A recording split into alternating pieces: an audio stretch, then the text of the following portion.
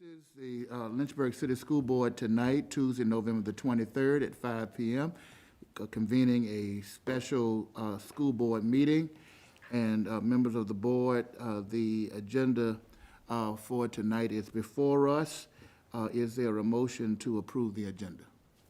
I move that we approve the agenda for tonight. Moved by Dr. Carter, seconded by Ms. Morrison. Any questions or discussion? Hearing none, Madam Clerk, if you would call the roll. School Board Member Trost. Yes. School Board Member Dr. Brennan. Yes. School Board Member Ms. Morrison. Yes. School Board Member Dr. Carter. Yes. School Board Member Dr. Coleman. Yes. School Board Member Dr. Nellis. Yes. School Board Member Dr. Gupta. Yes. School Board Member Mr. Harvey. Yes. Motion carries 8-0. Let us please stand for our Pledge of Allegiance. We pledge allegiance to the flag of the United States of America and to the republic for which it stands, one nation, under God, indivisible, with liberty and justice for all. I want to thank the members of the board for taking some time out for us to come together tonight. I want to applaud each of you for the great work that you are doing individually and, of course, collectively as a board as we make sure that all of the business of our school division is moving along beautifully as it is. And we are thankful for our superintendent and staff in that regard. Dr. Sinha will not be with us tonight, but of course, all information necessary will be shared with her. We're going to now ask that our superintendent would lead us through a brief LCS community update. Absolutely. So first, we just want to say thank you to Governor-elect Glenn Youngkin for visiting EC Glass High School and scrimmage basketball game last week. We were excited to host him and have him visit and talk with administrative staff. Thank you, school board members who were also there, family members and students. We are looking forward to support for increased teacher pay. I think that is not just teachers, but all educators.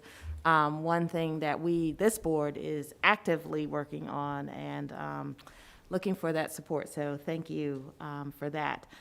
We just want to give a couple updates in light of the vaccine and COVID and testing. So I've asked Deputy Superintendent Pugh to just give us a quick update on the status of our participation in VISTA, and then we also did a vaccination survey. Absolutely. So an update on our participation in the VISTA program. To date, we have 130 staff and students who have consented to the asymptomatic random or sampling testing.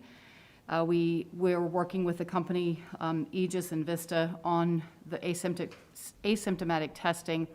We plan to begin that COVID testing with them at EC Glass and Heritage High School on December 2nd, so next week. There are plans to add additional schools each week until all schools are participating weekly. These tests will be performed on, as I said, asymptomatic individuals who have consented to be tested. We also have Binax Now kits for symptomatic or in-school exposure for students and staff. Again, we plan to implement those kits at each school on December 2nd. And again, these are to send home with either staff or students that have consented to use that are symptomatic for COVID or that have been in school exposures. And I just want to emphasize again, only those participating in either one of them, the asymptomatic testing or the Binax Now kits going home, are those 130 right now that have consented. All right, and the update on our survey for the 5 to 11-year-old vaccine. We had 330 responses to that survey. Out of those responses, 138 were yes, 112 were no. So we are partnering with the Virginia Department of Health, and we're going to start with 2 schools at the elementary level and implement 2 schools every week. And of course, the testing will have to be with the parent. The parent will have to be there, the vaccination. The parent will have to be there with the student. They will then have to stay for the 15 minutes to make sure that they're not having any symptoms. And again, the timing of this is all dependent on the availability of the VDH mobile health clinics.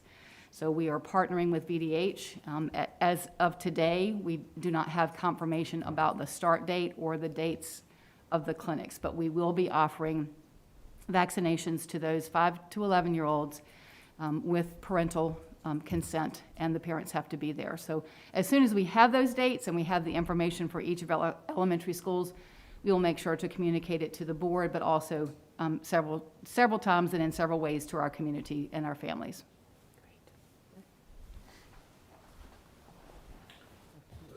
Do you have any plans for booster shot clinics for faculty and staff? You know, you had one before. At this time, no. We've had the one clinic, and then we have been encouraging those who would like to get that they can, there are locations across the city where they can get it at some of the pharmacies, or they can get it with their primary care provider. Should we have another interest in that, after the holidays, I think we certainly could look into that, but at this point, we don't have any anticipated dates.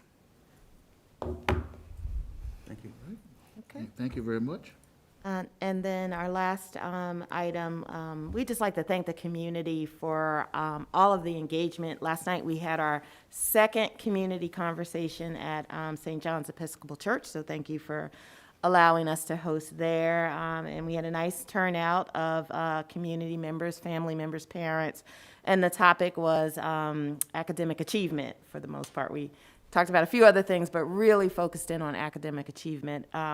We will continue to have community conversations. The next one is January 24th at 6 p.m. at Jefferson Park. And again, we encourage the community to come out, share your comments and thoughts with us. We will do various topics depending upon what the community needs and would like to hear from us. And it is a two-way conversation, so we do a little bit of presentation, but we also would love to hear from you. And at the end of each session, we collect some feedback cards on any other topics that you'd want us to discuss.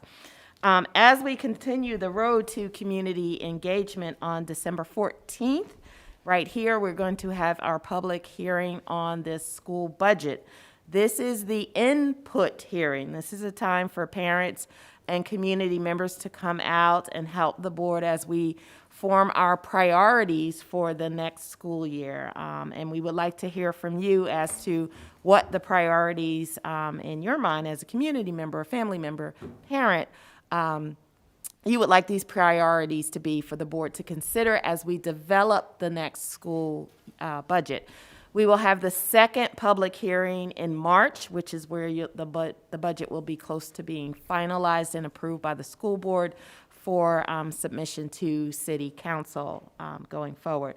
I will tell you one of the big priorities that we have as a school board is in terms of pay and pay equity, and really looking at the salaries for our talented folks so that we continue to recruit, hire, and retain high-quality staff, as well as some programming for our children, making sure that we have options for our kids to participate in a wealth of programs, both in our schools and in our community with partners, such as the programs that we already have with CVCC, and an expansion to include some slots at the regional CTE Academy for CTE courses that we don't offer, just to provide a little bit more for our students.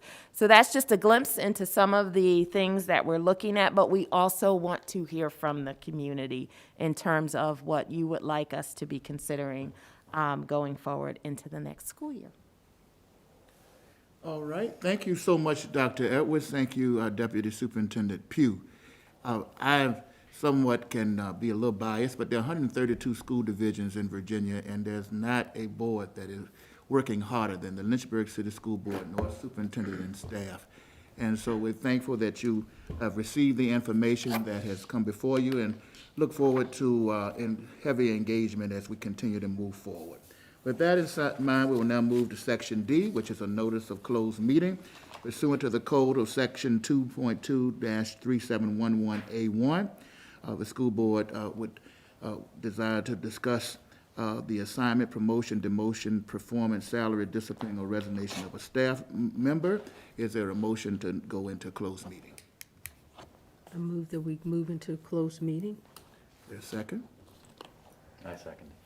And moved by Dr. Carter, seconded by Mr. Trost. Any further questions or discussion about going into closed meeting? If not, Madam Clerk, please call the roll. School Board Member Mr. Trost. Yes. School Board Member Dr. Brennan. Yes. School Board Member Ms. Morrison. Yes. School Board Member Dr. Carter. Yes. School Board Member Dr. Coleman. Yes. School Board Member Dr. Nulis. Yes. School Board Member Dr. Gupta. Yes. School Board Member Mr. Harvey. Yes. Motion carries 8-0.